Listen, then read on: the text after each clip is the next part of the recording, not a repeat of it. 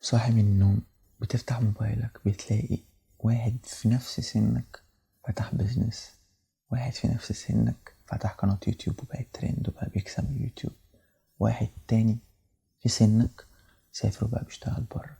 ففجأة كده بتقف وتسأل نفسك أنا بعمل إيه؟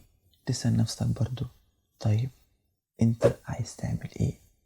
عايز تنجح، عايز تبقى غني، عايز تسافر، عايز تشتغل شغلانة بتحبها ولا تشتغل أي شغلانة تجيلك وخلاص. كل ده ممكن، ولكن كلنا لازم نبدأ من نقطة واحدة وهي التعليم. بس استنى، مش معنى أنا بكلمك عن التعليم يبقى أنا بكلمك أنت تروح تحفظ لك كام سطر من كتاب وتدخل تمتحن فيه وتقفل الامتحان. أنا ما بكلمك عن التعليم، بكلمك عن التعليم الحقيقي، التعليم اللي محتاجه سوق العمل واللي انت محتاجه شخصيا في حياتك علشان تحقق هدف انت عايزه. بمعنى انك تفهم، انك تتطور، انك تتعلم، انك تفهم نفسك اصلا بتحب ايه وبتكره ايه، لان في ناس اصلا مش عارفة هي عايشة ليه اساسا. دلوقتي التعليم مش لازم يكون في مدرسة او في جامعة، انت حرفيا معاك منهج كامل في جيبك وهو التليفون بتاعك، ولكن لازم نكون حريصين دايما في استخدام النت، لان للأسف في ناس كتير أوي بتستعمل التليفون مش علشان تتعلم أو تتطور من نفسها، بس عشان تقلب في النت وتفضل تقول نفس السؤال لو أنا بعمل إيه هنا، أنا ليه مش زيهم، ولكن من غير ما تاخد خطوة بجد.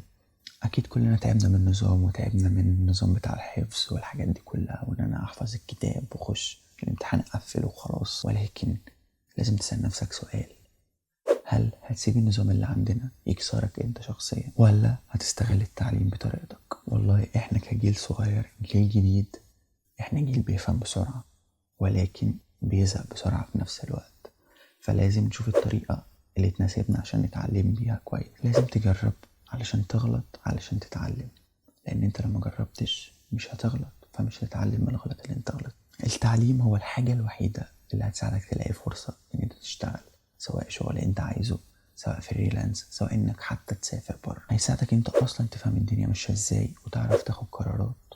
بص اسمعني، الدنيا مش هتديك حاجة وانت مش جاهز ليها، فانت بالتعليم انت كده جاهز لأي حاجة الدنيا هتديها لك. التعليم هو الباور اب بتاعك في لعبة الحياة عامة، فلازم تتعلم. انت لازم تتعلم علشان نفسك مش علشان ترضي المجتمع، لازم تتعلم علشان لما تبص لنفسك في المراية تقول انا بعمل اللي عليا واكتر وشغال على نفسي بجد. مش لازم تكون اشطر حد، ولكن كفاية ان انت تكون احسن نسخة من نفسك، انك كل يوم بتكون احسن من النسخة اللي فاتت.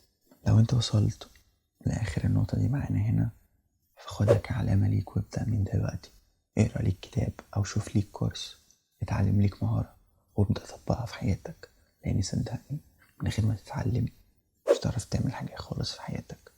مش لازم يكون تعليم منهجي اللي هو في مدارس او في جامعات، دلوقتي انت معاك كنز حرفيا في جيبك، معاك كورسات العالم كله في جيبك، تقدر توصل لأي كورس، تقدر توصل لكورسات حطها جامعة هارفورد في أمريكا من تليفونك، ولكن لازم تبدأ دلوقتي.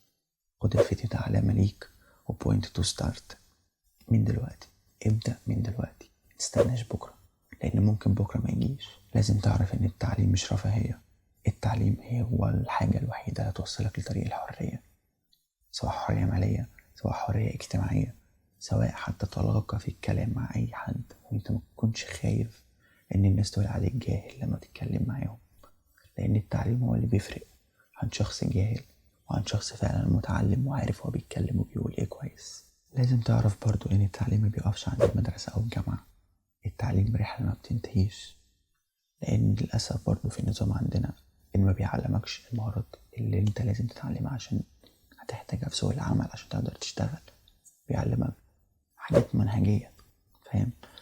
فللأسف سوق العمل بيكون محتاج مهارات تانية، والمهارات دي انت متعلمهاش في المدارس، فلازم تتعلمها سواء لوحدك أو تاخد كورسات أو تلتحق بدورات أو تروح مثلا ورشات مثلا تعلمك مهارة معينة. وكمان إن احنا في عصر التكنولوجيا، فكل يوم بيكون في تطور كبير قوي عن اليوم اللي قبله، فانت لو فضلت في امبارح انت مش هتيجي هنا، مش هتيجي في النهارده، فاهم؟ وبالذات لو عندك حتى مشروع خاص بيك، يعني انت لو فعلا بدأت مشروع خاص بيك، لو ما بتطورش نفسك من ناحية التعليم ومن ناحية استخدامك للتكنولوجيا، انت هتفضل في امبارح، مش هتيجي معانا في النهاردة ولا هتروح معانا في بكرة. فاهم؟ فلازم تطور نفسك وما توقفش التعليم بتاعك عند الشهادة المدرسية أو الجامعية. خليك مكمل في رحلتك لحد ما تطلع فوق. أنا كده خلصت الفيديو بتاعي، أتمنى الفيديو يكون عجبكم. سبحان الله بحمد سبحان الله العظيم. ابدأ من النهاردة، متستناش بكرة، وأشوفك الفيديو الجاي.